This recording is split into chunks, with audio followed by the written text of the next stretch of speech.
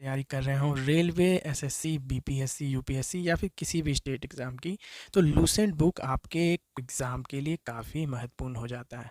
तो यहाँ पे हम आपके लिए लेके आए हैं लूसेंट से मोस्ट इम्पॉर्टेंट जीके के प्रश्न, जो आपके आगामी एग्ज़ाम के लिए काफ़ी महत्वपूर्ण साबित होने वाला है। तो देखते हैं आज का पहला प्रश्न, स्वतंत्रता के बाद भारत के पहले गवर्नर जनरल कौन बने थे? तो याद रखिएगा, जब भारत स्वतंत्र हुआ था तो पहले गवर्नर जनरल कौन बने थे? Lord Mountbatten. अच्छा, ये पूछा जाएगा कि स्वतंत्रता के बाद भारतीय गवर्नर जनरल कौन थे? तो सी राजगोपालचारी, सी राजगोपालचारी। ठीक है, ये भी आपको याद रखना है, सी राजगोपालचारी बने थे। और विदेशी गवर्नर कौन थे?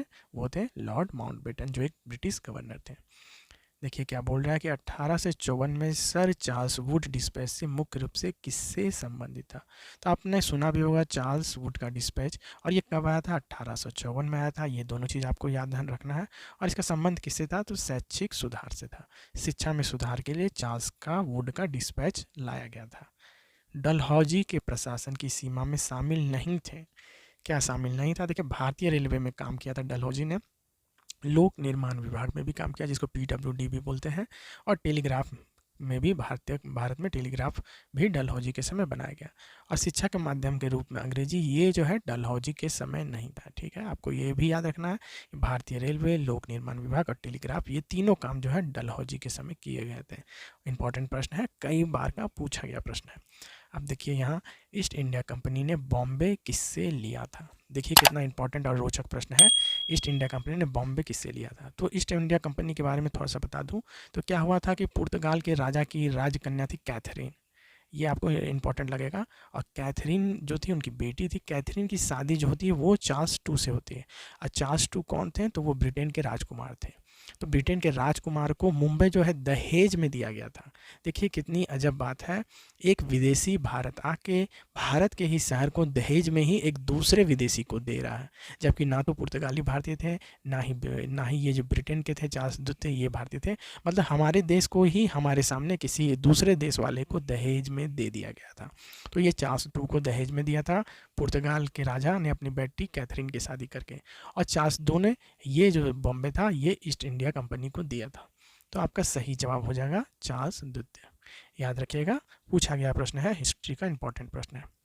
निम्नलिखित में से किसके शासनकाल में एक नया कैलेंडर, एक नई सिक्का प्रणाली और नए पैमाने या वजन की माप पेश किए गए थे? तो किसके समय में किए गए थे? ये जो है टीपू सुल्तान किए गए थे, और इसे मैसूर का शेर भी कहते हैं। याद रखिएगा, टीपू सुल्तान ने किया था। अच्छा देखिए, कर्नाटक में एंग्लो फ्रेंच संघर्ष के बाद आखिरकार के युद्ध में फ्रांसीसी को अंग्रेजों द्वारा हार का सामना करना पड़ा था। तो कौन सा युद्ध हुआ था? तो ये युद्ध हुआ था वाडीवांस का युद्ध। याद रखिएगा, एंग्लो फ्रेंच संघर्ष के बाद वाडीवांस का जो युद्ध हुआ था उसमें फ्रांसीसियों को अंग्रेजों के द्वारा हार का सामना पड़ा था। यानी इसे अगर सीधा याद रखा जाए तो वाडीवांस के युद्ध में फ्रांसीसियों की हार हुई थी। दूसरा क्वेश्चन ये पूछेगा, वाडीवांस का युद्ध किसके किसके बीच हुआ था? तो फ्रांसीसियों और अंग्रेज के बीच हुआ था, ये भी आपको याद रखना है। अंग्रेजों ने 1698 में बंगाल के मुगल वायसराय से 3 गांव अर्थात सतानुती, कालीकाता और गोविंदपुर को जमींदारी प्राप्त करने के बाद कलकत्ता का चक्कर लगाया। कलकत्ता में ब्रिटिश समझौता किस केंद्र में हुआ था? तो देखिए, अंग्रेजों ने ये 3 गांव प्राप्त कर लिए थे, उसके बाद जो है ब्रिटिश समझौता करने के लिए कलकत्ता में आए थे। और कलकत्ता में वो कौन सी जगह थी? तो वो जगह थी फोर्ट विलियम। अंग्रेजों का फेवरेट जगह, यहीं पे उन्होंने केंद्र बना के जो है काम किया था। पलासी की लड़ाई का तत्कालिक कारण क्या था? तो इसमें से एक इंपॉर्टेंट प्रश्न ये बनता है कि पलासी की लड़ाई कब हुई थी, और ये पूछा भी जाता है। तो ये 1757 में हुई थी। और किसके किसके बीच हुई थी? अंग्रेज और सिराजुद्दौला के बीच, याद रखिएगा। और अंग्रेज की तरफ से कौन थे? तो क्लाइव थे, और ये पूछा भी जाता है। तो ये तीनों पॉइंट आपको याद रखना है।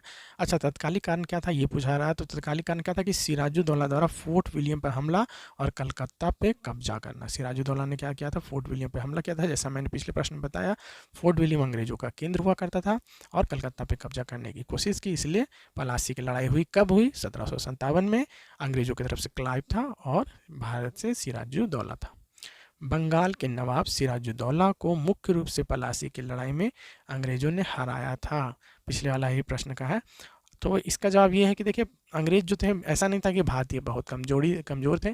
अंग्रेज़ों के पास कूटनीति थी या ठग बुद्धि थी, ठीक है? तो वो हमेशा इसी का सहारा लेते थे और कूटनीति से हमेशा हमारे बीच फूट डालो शासन करो की नीति से लड़वा के, पैसे दे के, घूसखोरी करके, खरीद के, इस तरह से करके वो जो है हमें हमेशा लड़ाते थे और सामने से कभी भी वार नहीं करते थे। तो उन्होंने क्या किया, अंग्रेज़ों ने इसी बुद्धि का इस्तेमाल किया। नवाब के commander in chief Mir Jafar और बंगाल के अमीर बैंकोरों के साथ क्लाइव ने साजिश की और साजिश करके क्या किया, सिराजुद्दौला को हराया प्लासी की लड़ाई में। और सिराजुद्दौला, आप पढ़ते होंगे, सिराजुद्दौला हार गया था। लेकिन क्यों हारा था? उसका कमांडर मीर जाफ़र बिक चुका था और बंगाल के ही जो रहने वाले थे, जो अपने लोग ही थे, उन्होंने ही धोखा दे दिया था। इसलिए इनके हार का कारण था, यानी घर का भेदी लंका ढाए। पलासी कहाँ स्थित है? तो ये जो पलासी है ना, ये मुर्शिदाबाद में। कहाँ पे है? मुर्शिदाबाद, पश्चिम बंगाल में पलासी स्थित है। इसको याद रखिएगा, पूछा गया। अब देखिए अगला प्रश्न कहाँ से आ रहा है, आर्य समाज से पूछा जा क्या है कि आर्य समाज का मुख्यालय सर्वप्रथम कहाँ था? और इसमें कई लोग कंफ्यूज होकर बॉम्बे मारते हैं, लेकिन ये गलत है। आर्य समाज की स्थापना 1875 में हुई थी दयानंद सरस्वती के द्वारा, और इसका मुख्यालय जो है बॉम्बे में नहीं था, जबकि इसकी स्थापना बॉम्बे में हुई थी, याद रखिएगा। और इसका जो पहला मुख्यालय था ना, वो लाहौर था, ठीक है? तो इस प्रश्न में गलती मत कीजिएगा। आर्य समाज का सर्वप्रथम मुख्यालय जो था वो लाहौर था। स्थापना 1875 में मुंबई में हुई थी आर्य समाज की। अगला प्रश्न देखिए, जलालुद्दीन फिरोज खिलजी द्वारा स्थापित खिलजी वंश ने के बीच भारतीय उपमहाद्वीप के बड़े हिस्से पे शासन किया। तो पूछा जा रहा है खिलजी वंश का शासन कब से कब तक था? तो 1290 से 1320। अच्छा, 1290 के पहले कौन सा वंश था? तो गुलाम वंश था, ये भी याद रखिएगा। और 1320 जो है, 1320 के बाद कौन सा वंश आया? तो तुगलक वंश, ठीक है? तुगलक वंश, मोहम्मद बिन तुगलक, फिरोज शाह तुगलक, आपने सुना होगा। तो 1320 के बाद आया। 1290 के पहले गुलाम वंश था। कुतुबुद्दीन ऐबक, आराम शाह, रजिया, बलबन, ये सब आपने नाम सुना होगा। तो ये सभी गुलाम वंश से थे, ठीक है? और 1290 से 1320 के बीच जो था खिलजी वंश था, ठीक है? जलालुद्दीन खिलजी। मध्य प्रदेश राज्य के खजुराहो का स्मारक वंश से संबंधित किससे है? तो चंदेलों से, या चंदेला जो भी है। तो मध्य प्रदेश का खजुराहो का स्मारक का संबंध है चंदेलों से, याद रखिएगा। अगला प्रश्न देख लेते हैं। अर्थव्यवस्था में रेड टेप से संदर्भित है। रेड टेप का क्या मतलब है? इसका मतलब है औपचारिकता का सख्त अनुपालन, यानी कि ये काम करना है, जैसे कि मुझे अच्छे कपड़े पहनने हैं, बस ये से कार से जाना है और जाके वहाँ पे भाषण देना, इस तरह की बहुत सारी जो औपचारिकता है, रेड टेपिज्म बोला जाता है कि इस तरह के नियम पालन होते हैं जिनका वास्तविक या प्रैक्टिकल लाइफ से संबंध नहीं होता, बस खाना पूर्ति के लिए इन नियमों को बनाया जाता है। बौद्ध का तीर्थ स्थल महाबोधि मंदिर जो है कहाँ स्थित है? ये पूछ रहा है। तो महाबोधि मंदिर जो है वो बिहार में है। बिहार में कहाँ पे है? गया में है। एक और प्रश्न पूछा जाता है गया से कि विष्णुपद मंदिर जो है वो कहाँ है? तो वो भी गया में है। और यहाँ बोला जाता है कि माता सीता ने अपने बाल धोए थे विष्णुपद मंदिर में, तो इसलिए ये जाना जाता है, और ये गया बिहार में। अच्छा देखिए, सर्वोच्च न्यायालय के न्यायाधीशों की भारत के संविधान के अनुच्छेद के तहत राष्ट्रपति द्वारा नियुक्त किया जाता है। तो सर्वोच्च न्यायालय के न्यायाधीशों को 124(2) अनुच्छेद के तहत राष्ट्रपति द्वारा नियुक्त किया जाता है। सर्वोच्च न्यायालय यानी कि सुप्रीम कोर्ट के न्यायाधीशों की नियुक्ति कौन करता है? राष्ट्रपति करता है, पहला क्वेश्चन। दूसरा अनुच्छेद से है कि 124(2) द्वारा उनकी नियुक्ति की जाती है, तो दोनों आपको याद रखना है। स्वदेश दर्शन योजना का उद्देश्य पूरे देश में अंतर्राष्ट्रीय घरेलू पर्यटन को बढ़ावा देना है। निम्नलिखित में से कौन पर्यटन मंत्रालय इस योजना के अंतर्गत आने वाले 13 सर्किट में से एक नहीं है? तो कौन सा इसमें से एक नहीं है? तो ट्रैवल सर्किट है, रामायण सर्किट है, डेजर्ट सर्किट भी है, लेकिन महाभारत सर्किट इसमें से एक नहीं है। कौन कौन से? ट्रैवल, रामायण और डेजर्ट सर्किट जो है स्वदेश दर्शन योजना से संबंधित है। उच्चतम न्यायालय के न्यायाधीशों की नियुक्ति के लिए बने कोलिजियम में की अध्यक्षता भारत का कौन करता है? तो उच्चतम न्यायालय यानी कि सुप्रीम कोर्ट का जो न्यायाधीश है, उनकी नियुक्ति के लिए जो कोलिजियम बनता है उसकी अध्यक्षता मुख्य न्यायाधीश यानी चीफ जस्टिस करता है। ये आपको याद रखना है, इंपॉर्टेंट प्रश्न है। अपनी व्यापक यात्राओं के लिए जाने जाने वाला मोरक्को यात्री मोहम्मद बिन तुगलक के दौरान भारत आया था। तो मोहम्मद बिन तुगलक के दौरान कौन सा भारत आया था? इब्न बतूता भारत आया था। आपने गाना भी सुना होगा। और ये मोरक्को का यात्री था, ये भी पूछा जाता है, तो इंपॉर्टेंट प्रश्न है, याद रखिएगा। मोरक्को से आया था इब्न बतूता भारत में। देखिए क्या बोल रहा है कि एक प्राचीन भारतीय ग्रंथ है जो राज्य की नीति, आर्थिक नीति और सैन्य रणनीति से आधारित है, जो संस्कृत में लिखा गया है। पारिवारिक रूप से कौटिल्य को इसकी रचना का लेखक माना जाता है। तो वो कौन सा है, याद रखना है आपको, वो है अर्थशास्त्र। ठीक है, कौटिल्य या विष्णुगुप्त बोल लीजिए, चाणक्य बोल लीजिए, ठीक है, सब का सब एक ही नाम है। तो अर्थशास्त्र किसने लिखा, कौटिल्य या विष्णुगुप्त या गुप्त या फिर चाणक्य ने लिखा है अर्थशास्त्र। पूछा जाता है, प्रश्न है, इंपॉर्टेंट प्रश्न है। निम्नलिखित में से कौन मोहम्मद गौरी का एक गुलाम था। वह अपने गुरु की मृत्यु के बाद शासक बना और गुलाम वंश की स्थापना की। तो मोहम्मद गौरी का गुलाम कौन था, आप सबको पता होगा। गुलाम वंश का संस्थापक भी आपसे पूछा जाए तो भी आंसर यही हो जाएगा, कुतुबुद्दीन ऐबक। और कुतुब मीनार का काम जो है शुरू इसी ने करवाया था, ये भी याद रखिए। गुलाम वंश की बात करें तो कुतुबुद्दीन ऐबक, रजिया, बलबन, इस तरह के जो नेता थे, इल्तुतमिश, इनका संबंध गुलाम वंश से है, ये भी याद रखिएगा। और बलबन काफ़ी शक्तिशाली राजा साबित हुआ। लोक अदालतें के तहत बनाई गई हैं।